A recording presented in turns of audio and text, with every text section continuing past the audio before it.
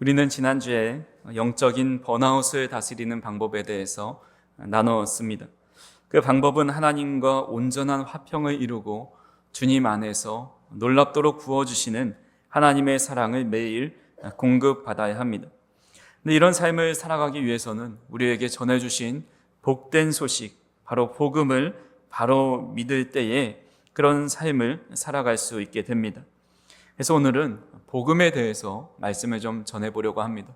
이미 다 알고 계시는 복음을 알고 계시는 분들 앞에서 또 복음을 전하는 것이 사실은 부담이 되고 마음에 걱정도 좀 있었습니다. 이미 알고 있는 걸 또 듣자니 듣는 사람도 전하는 사람도 지루하고 이미 알고 있는 걸 또 듣나 이런 생각을 하기 때문입니다. 근데 많은 분들이 복음이 무엇입니까? 나에게 복음을 좀 알려주세요 라고 말을 하면 잘 알고는 있는 것 같지만 막상 말로 하려고 또 설명을 하려고 하면 말문이 막히게 됩니다. 그래서 오늘 말씀을 통해서 혹여라도 복음을 받아들이지 못한 분이 있다면 오늘 말씀을 통해 복음이 무엇인지 깨닫고 받아들이는 은혜가 있기를 간절히 소망합니다.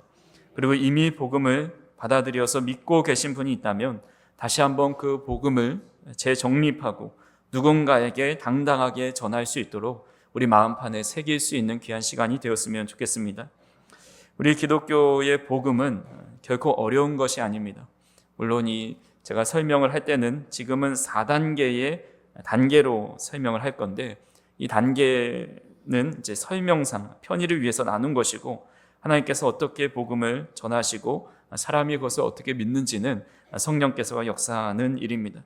그래서 이 시간은 우선은 전하기 편의적으로 이 4단계로 나눠서 우리가 살펴보려고 합니다. 첫 번째로 하나님께서 이 세상을 창조하셨습니다. 성경에 가장 처음 배치되어 있는 책이 창세기이고 창세기의 첫 장, 첫 번째 절에서 이렇게 선포하면서 시작됩니다. 태초에 하나님이 천지를 창조하시니라 말씀하죠. 그리고 27절에 보니까 그 창조물 중에 우리 인간도 포함되어 있습니다. 같이 한번 읽어보겠습니다. 하나님이 자기 형상 곧 하나님의 형상대로 사람을 창조하시되 남자와 여자를 창조하시고 하나님께서 천지를 아름답고 정교하게 만드십니다. 그리고 그 창조의 정점에 바로 저와 여러분들이 있습니다. 성경은 인간이 하나님의 형상으로 지음받았다고 말씀하고 있는데 형상으로 지음받았다라는 것은 하나님과 같은 외모를 가졌다는 뜻은 아닙니다. 하나님과 인격적인 소통을 할 수 있는 존재라는 것입니다. 철학자 아리스토텔레스는 인간과 동물의 차이가 바로 지정의를 가진 존재라고 이야기합니다. 사실 지정의는 동물에게도 어느 정도 있습니다. 식물에게도 있는 것 같습니다. 식물은 사랑을 주면 더 아름답게 피어나죠. 제가 신방을 하면서 집사님, 권사님 댁에 가보면 식물들이 참 많이 있습니다. 얼마나 정성을 다해서 키우는지 모릅니다. 근데 저희 집에는 식물이 하나도 없습니다. 왔다 하면 다 말라 죽어서 나가기 때문입니다. 근데 우리 권사님, 집사님들도 이 식물들이 아는 겁니다. 나를 이렇게 사랑으로 키우고 있구나. 그것을 본능적으로 알아서 그렇게 사랑과 정성으로 키움을 받은 식물은 더 아름답게, 더 푸르게 자라나게 되는 것을 보게 됩니다. 동물과 식물과는 다르게 오직 인간만이 가지고 있는 독특한 특징이 있습니다. 그것은 바로 창조주 하나님의 마음을 알고 또 하나님을 사랑하고 하나님과 대화할 수 있는 영적인 능력이 우리에게 있다라는 겁니다. 하나님은 우리를 단순히 피조물로 대하시는 것이 아니라 사랑을 주고받을 수 있는 하나의 인격체로 또 자녀로 삼으십니다. 이것이 우리의 존재가 가장 큰 영광스럽고 존엄한 이유입니다. 근데 많은 사람들이 이 첫 번째 단계, 하나님께서 천지를 창조하셨다라는 것에 대해서 하나님께서 사람을 만드셨다는 것을 믿지 않습니다. 왜냐하면 하나님이 계시다는 증거가 없다라고 보기 때문입니다. 하나님이 세상을 창조하신 것은 과학적이지 않다라고 이야기하죠. 그래서 신으로부터 모든 것이 시작되었다는 유실론을 믿지 않고 그것에 반대해서 유물론을 주장합니다. 유물론은 물질이 오랜 기간 있다가 보니까 우연에 의해서 어떤 존재가 생겨났다고 주장을 하는 겁니다. 유물론적 생각을 대표하는 것 중에 하나가 진화론이죠. 지금 존재하는 모든 것은 물질과 시간 그리고 우연이라는 것을 통해서 나온 결과라고 주장합니다. 하나님은 눈에 보이지 않고 성경에 나온 이야기는 이성적으로 믿어지지 않습니다. 그렇기 때문에 믿지 못하겠다는 것은 논리적인 것 같고 과학적으로 보입니다. 당연하게도 하나님이 계시다는 사실을 과학적으로 증명해낼 수 없습니다. 하지만 반대로 하나님이 없다라는 증거 또한 증명해낼 수 없습니다. 단순히 눈에 보이지 않는다고 해서 존재하지 않는다고 말하는 것은 매우 어리석은 생각이죠. 이 세상에는 눈에 보이지 않지만 실존하는 것들이 있습니다. 대표적인 예로 공기, 이산화탄소, 사랑, 우정 이런 것들입니다. 이런 것이 눈에 보이지 않는다고 해서 없다고 말하는 사람은 없습니다. 유실론을 증명할 수 없듯이 유물론도 증명해낼 방법이 없습니다. 원숭이가 진화가 되어서 사람이 되었다고 한다면 지금은 왜 진화가 일어나지 않는지를 증명해내야 합니다. 그래서 하나님이 진짜 존재하는가, 하나님께서 이 세상을 창조하셨고 인간을 창조하셨는가에 대한 문제는 증명에 대한 것이 아닙니다. 어떤 이론을 받아들이는가에 대한 믿음의 문제입니다. 둘 다 증명해낼 수 없다면 여러분들은 어떤 것을 믿고 싶으십니까? 하나님께서 이 세상을 창조하셨다는 주장, 아니면 온 세상이 물질로부터 시작되었다는 주장, 어떤 주장을 받아들이시겠습니까? 좀 더 이기적으로 생각을 해보면 어떤 주장이 우리 인간에게 더 유익하고 특별한 존재로 만들어주는 것일까요? 만약 이 세상의 시작이 어떤 물질로부터 시작되었고 그의 결과물로 내가 나왔다고 한다면 우리 인간 또한 이 거대한 물질 세계의 작은 부속품 중에 하나에 불과합니다. 그저 동물처럼 먹고 자고 생존 본능에 충실한 삶이 전부가 됩니다. 하지만 하나님께서 모든 열정을 쏟아서 세상을 만드시고 저와 성도님들을 지으셨다고 한다면 우리는 하나님을 닮은 형상, 또 하나님의 뜨거운 사랑을 받는 아주 존귀한 존재가 됩니다. 저는 아무리 생각해 봐도 가장 위대하신 하나님께서 하나님의 형상으로 우리를 창조하시고 자녀 삼으시고 교제하시고 사랑을 부어주시는 존재가 되는 것이 훨씬 더 좋다라고 생각을 합니다. 이것이 첫 번째 단계, 하나님으로부터 세상이 그리고 내가 만들어졌다라는 겁니다. 복음의 두 번째 단계는 모든 사람은 죄인이라는 사실입니다. 어떤 분들은 그런 말을 합니다. 제가 100번 양보해서 하나님께서 세상을 창조하시고 아름답게 우리를 만드셨다고 하는데 그토록 사랑하신다는 인간이 왜 이렇게 힘들게 살아가야 합니까? 세상은 왜 이 모양입니까? 왜 우리 삶에는 고통이 끊이지 않는 겁니까? 세상에 악은 번성하는 것 같고 선하게 살려는 사람은 점점 왜 어려움을 당하며 살아야 합니까? 아주 정확한 질문입니다. 그렇게 보여지는 것도 사실입니다. 근데 이 모든 고통과 비극의 근원적인 원인이 하나님이 아닌 우리 인간에서부터 찾아야 합니다. 하나님께서는 본래 우리 인간을 지으실 때에 하나님과 소통하고 깊이 교제하며 살아갈 때에 가장 아름다운 인간의 본연의 모습으로 살아갈 수 있는 그런 존재로 만드셨습니다. 그런데 인간 스스로 그 소통과 교제를 거부해 버립니다. 하나님을 없는 존재로 취급해 버린 겁니다. 학생들이 선생님을 무시하는 그런 교권이 무너진 일은 어제 오늘 일이 아니죠. 제가 학교에 다닐 때, 또 우리 성도님들이 학교에 다닐 때도 비슷했을 거라 생각이 됩니다. 스승의 은혜는 하늘 같아서 우러러 볼수록 높아져만 가네, 이런 노래를 부르면서 스승의 권위를 부모와 같게 여겼습니다.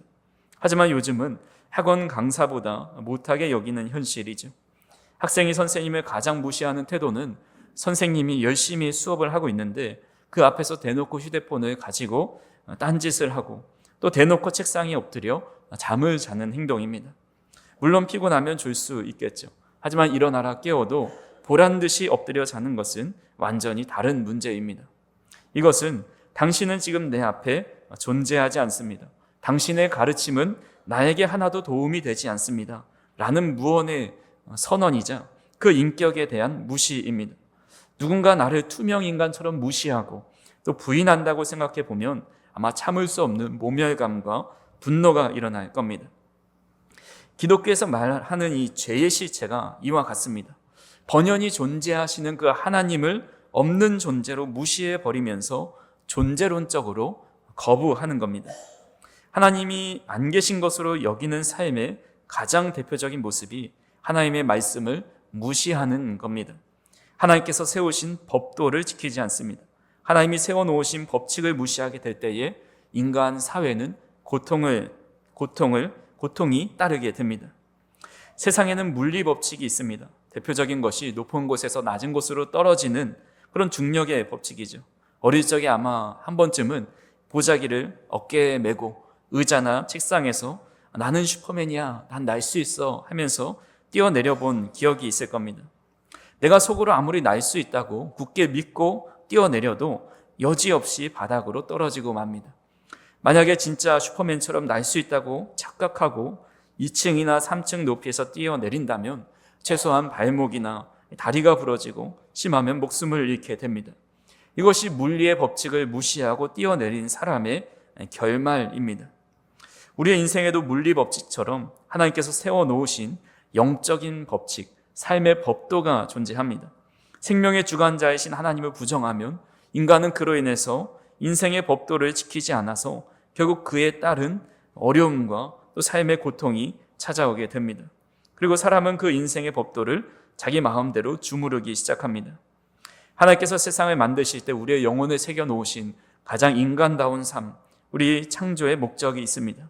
이사야 43장 21절에 나와 있는데 우리 이 말씀을 한 목소리로 함께 읽어보겠습니다. 이 백성은 내가 나를 위하여 지었나니 나를 찬송하게 하려 함이니라. 아멘. 하나님은 우리를 하나님을 찬송하고 영광 돌리는 존재로 지으셨습니다. 근데 이 영적인 중력의 법칙을 무시하고 내가 내 인생의 주인이 되어서 하나님 없이도 얼마든지 살 수 있다고 생각하면 마치 어린아이가 자기는 날 수 있다고 높은 것에서 뛰어내리는 것과 같은 원리입니다. 결국 하나님이 지으신 법도대로 살지 않기 때문에 그 삶의 원인 모를 불안과 갈증과 관계의 파괴와 고통이 뒤따를 뿐만 아니라 다른 사람까지도 상처를 입히게 됩니다. 힘이 있는 자나 힘이 없는 자나 하나님을 의식하지 않고 살아가고 하나님이 세워놓으신 법도를 지키지 않고 살아갑니다. 하나님이 세우신 법도는 이 도덕적인 규범을 넘어서 마음으로부터 일어나는 모든 죄악을 의미합니다. 아무리 도덕적으로 잘 살아가고 있는 것처럼 보여도 하나님보다 자기를 더 삶의 중심에 두려는 태도, 하나님이 제시하신 의의 기준이 미치지 못하는 그 모든 것들이 죄라는 사실을 인정하는 것이 바로 두 번째 단계입니다. 세 번째 단계는 이 모든 죄를 위해서 예수님께서 나를 위해 죽으시고 부활하셨다라는 겁니다. 세상의 많은 종교와 철학은 마음으로부터 죄가 시작된다라는 것을 다 인정합니다. 그래서부터 그 마음으로부터 나오는 죄악을 다스리기 위해서 수양을 해야 한다라고 하죠. 대표적으로 불교가 이 마음으로부터 나오는 죄를 해결하기 위해서 뼈를 깎는 수양과 노력을 해야 한다 말하면서 제시한 것이 팔정도라고 부르는 8가지 바른 수행의 길입니다. 이 길을 통해서 내 안에 집착이 사라지고 온갖 번뇌로부터 벗어나서 비로소 해탈의 경지에 이를 수 있다라고 주장합니다. 즉 이런 종교들은 스스로 자신의 죄를 어떻게 노력하면 해결해서 벗어날 수 있다고 하지만 기독교는 인간은 스스로의 힘으로 죄의 문제를 해결할 수 없다라고 주장합니다. 깊은 물에 빠져서 허우적거리는 사람이 자신의 머리채를 잡고 들어 올린다고 그 물에서 벗어날 수는 없습니다. 이미 죄로 오염되고 영적으로 부패한 인간은 스스로를 구원할 능력이 없는 겁니다. 물에 빠진 자는 스스로의 힘으로 발버둥 치면 칠수록 더 깊은 곳에 가라앉게 됩니다. 스스로 답을 찾을 수 없으니 답이 나오지 않습니다.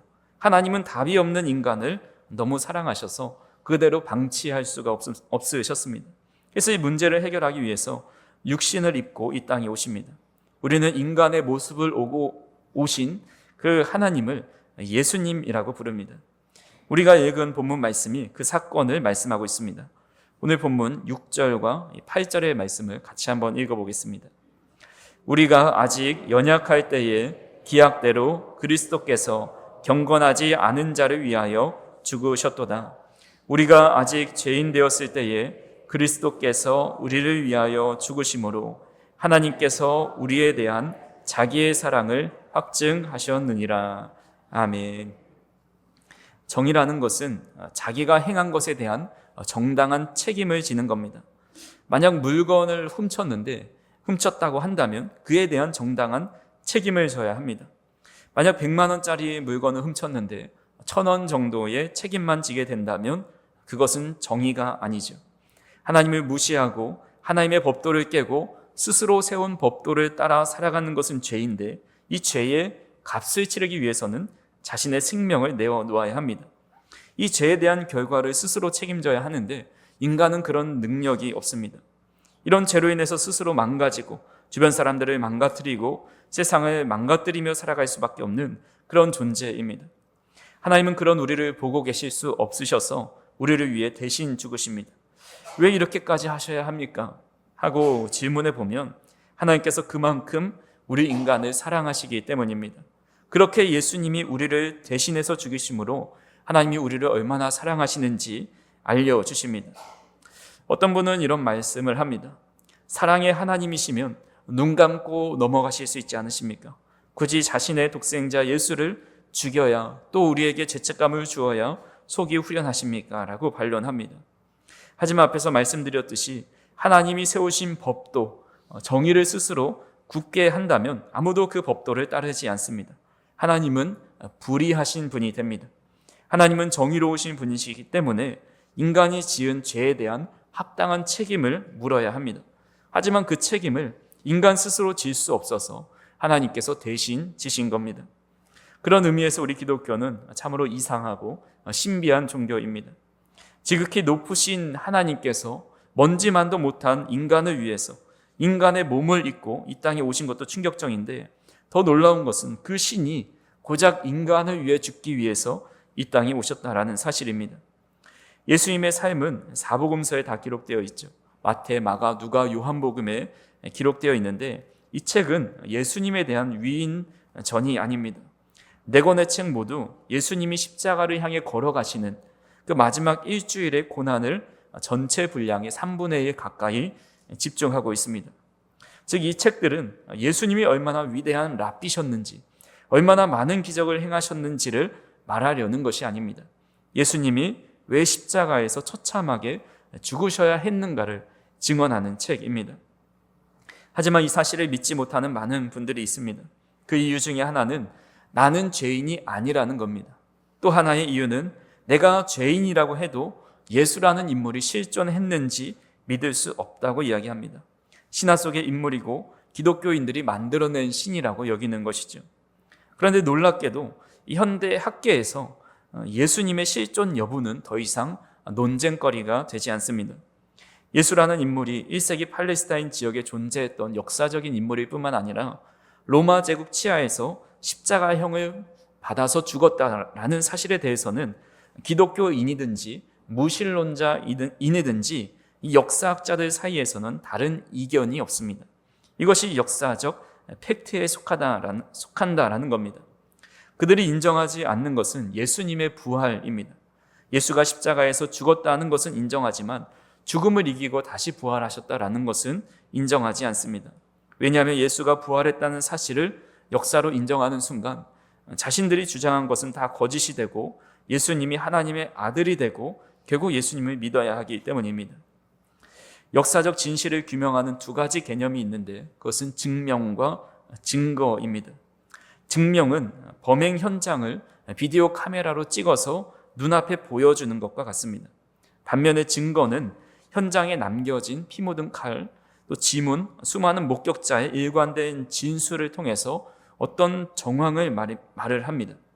그러니까 고대 역사를 탐구할 때에 우리는 동영상이나 사진과 같은 과학적 증명을 할 수가 없습니다. 예수님이 무덤에서 일어나시는 그 장면을 누구도 찍어놓지 못했기 때문입니다. 하지만 1세기의 역사 속에 남겨진 부활의 증거와 정황은 차고 넘칩니다.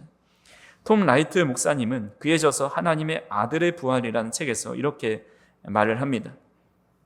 초대교회의 폭발적인 탄생과 안식일에서 주일로의 급격한 예배일 변경, 그리고 도망쳤던 제자들이 순교를 감수하며 보여진 극적인 변화는 예수의 육체적 부활이라는 확실한 역사적 사건이 아니고서는 도저히 설명할 길이 없다라고 이야기합니다.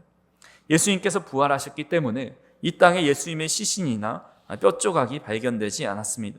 그것을 증명할 수는 없지만 기독교는 지난 2000년간 온갖 박해와 회의 속에서 여전히 굳게 서 있습니다.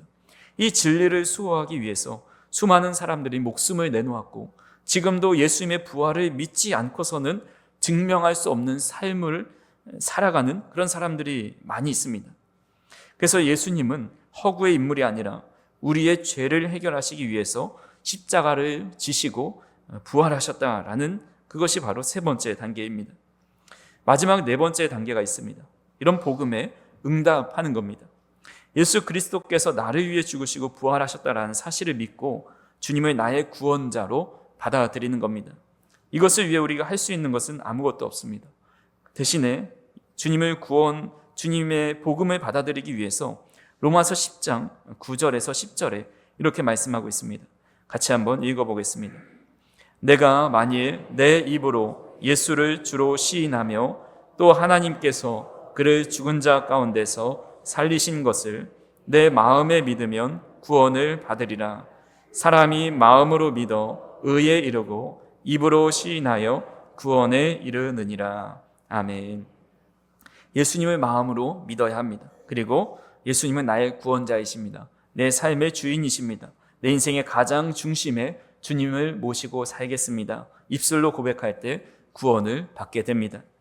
그렇게 하나님과의 관계가 회복되고 나면 새로운 삶을 살아가게 됩니다. 하나님께서 세우신 이 세상 안에서 하나님의 법도를 지키며 살아가기를 갈망합니다. 그렇게 사는 삶이 가장 행복하고 가치 있는 삶이라 여기게 됩니다. 그래서 하나님의 법도를 배우기 위해서 성경을 들여다보게 되고 기도도 하게 되고 예배를 드리면서 그리스도인의 삶을 살아가게 됩니다. 이것이 기독교에서 말씀하는 복음, 기독교의 진리입니다. 물론 여기에 더 많은 내용을 덧붙여야 하지만 그것을 이 시간에 다 다룰 수는 없습니다. 그래서 오늘 나눈 복음의 네 단계를 다시 한번 정리하면서 말씀을 맺고자 합니다. 제가 이 화면에 나오는 1부터 4까지의 숫자를 선창하면 우리 뒤에 내용을 우리 성도님들께서 한번 읽어보시겠습니다. 첫째, 하나님께서 이 세상을 창조하셨다. 둘째, 하나님 없이 살아가려는 교만으로 인해 인간은 죄에 빠졌다. 셋째, 인간을 죄로부터 건져내시기 위해 예수님께서 십자가에서 대신 죽으시고 부활하셨다. 넷째, 이 사실을 믿고 주님을 영접하면 하나님과의 관계가 회복되어 완전히 새로운 삶을 살게 된다. 이것이 복음입니다. 지금 여러분들의 삶의 발걸음은 이 네 단계 중에 어디에 머물러 있습니까? 신의 존재를 받아들이기 힘들어하는 첫 번째 단계에 있습니까? 나는 죄인이 아니야 라며 두 번째 단계에 있습니까? 아니면 예수님이 십자가와 부활이 믿어지지 않는 세 번째 단계에 있습니까? 혹 예수님의 존재는 믿지만 그 주님을 온전히 마음속에 영접하지 않고 삶의 주인이 여전히 나 자신으로 살아가는 그런 네 번째 단계에 머물러 있습니까? 우리가 믿고는 있지만 사실 확신이 안 서는 분들이 참 많이 있습니다. 다른 사람들은 예수님을 만날 때 눈물도 많이 흘린다고 하고 황홀한 경험을 한다고 하는데 저는 너무나도 무덤덤하고 아무런 감정의 변화가 없습니다 라고 이야기합니다. 그렇게 주변에 그런 감정적인 것에 대해서 간증하는 사람들이 많이 있기 때문입니다. 그런데 결론부터 말씀드리면 우리는 감정에 속아서는 안 됩니다. 감정은 사람의 기질에 따라 표현 방식이 다르고 언제든 그 감정은 변화됩니다. 똑같은 아름다운 풍경을 보아도 어떤 사람은 너무 기쁘다 탄성을 부르지만 어떤 사람은 그냥 미소만 짓고 좋다 이렇게 이야기합니다. 저랑 아내랑 여행을 가서 어떤 풍경을 보면 그 아름다운 풍경을 보고 말하는 이 표현하는 방법이 너무나도 다릅니다. 제 아내는 너무나도 기쁨과 즐거움에 차서 이렇게 다양한 표현들을 하지만 저는 참 멋있네, 참 좋네 이러고 많은데 이것이 저의 좋은 표현 중에 하나입니다. 우리가 이 평범해 보이는 이런 반응이 또한 감정의 크기나 격렬함을 신앙의 크기나 척도로 보는 것이 아니라 진리의 내용을 얼마나 정확히 아는가가 더 중요합니다. 제가 평범해 보이는 그림 한 점이 있다고 그걸 보여드린다고 한번 가정을 해보십시오. 대충 붓이 가는 대로 그린 것 같은 별로 특별할 것이 없는 그런 그림처럼 보입니다. 이게 대체 무슨 그림이야 하고 지나칠 만한 그림이죠. 그래서 제가 이 그림에 대한 설명을 합니다. 여러분, 이 그림은 평범한 작가가 아니라 전신이 마비된 구족 화가가 그린 작품입니다. 온몸이 불편해서 발가락에 붓을 끼워서 고통을 참아가며 그린 그림입니다 라는 이야기를 들었을 때에 이 그림을 보는 관점이 달라집니다. 여기에 덧붙여서 자신이 죽기 전에 이 땅에 혼자 남겨질 딸을 위해서 온 힘을 다해 그린 마지막 유작입니다. 그러면 이 그림의 배경과 내용을 듣는 순간 소름이 돋고 깊은 감동이 밀려옵니다. 그림 자체는 방금 전이나 지금이나 변한 것이 없지만 그 안에 담긴 의미를 알게 될 때에 그 감동은 억지로 짜내지 않아도 자연스럽게 따라옵니다. 기독교의 복음도 이와 마찬가지입니다. 무언가를 느끼려고 억지로 감정을 끌어내려고 애쓰지 않아도 됩니다. 대신에 죄로 물든 내 인생은 답이 없다. 하나님께서 나를 살리기 위해 예수님께서 어떤 일을 행하셨는지, 십자가를 지신 사건뿐만 아니라 창세 전부터 그것을 준비하기 위해 얼마나 많은 일들이 있었고 또 성령을 보내셔서 지금까지 역사하시는 그 은혜를 생각해 본다면, 그 말씀을 들여다보게 된다면 하나님이 얼마나 나를 사랑하시는지 이 거부할 수 없는 은혜의 파도가 밀려오게 됩니다. 그리고 내가 그런 은혜를 받았으니 예수님보다 귀하신 분이 없습니다. 나도 주님을 따라가고 주님과 늘 동행하는 삶을 살아가기 원합니다. 결단하며 살아가게 됩니다. 간절히 바라기는 하나님께서 이 세상을 그리고 나를 창조하시고 스스로 해결할 수 없는 죄의 문제를 우리 하나님께서 해결해 주셨다라는 사실을 믿음으로 믿고 고백할 수 있는 은혜가 있기를 간절히 소망합니다.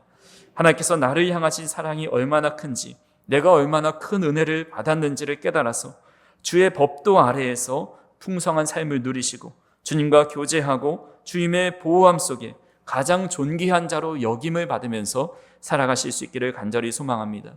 하나님께서 창조하신 여러분들은 세상에서 가장 존귀한 자이고 이미 그 모든 죄악을 용서하시고 주님의 품으로 인도하셨으니 우리는 주님 안에서 주님이 세우신 법도 아래 그 말씀 아래에서 살아가는 그런 복된 인생을 살아가실 수 있기를 주님의 이름으로 축원합니다.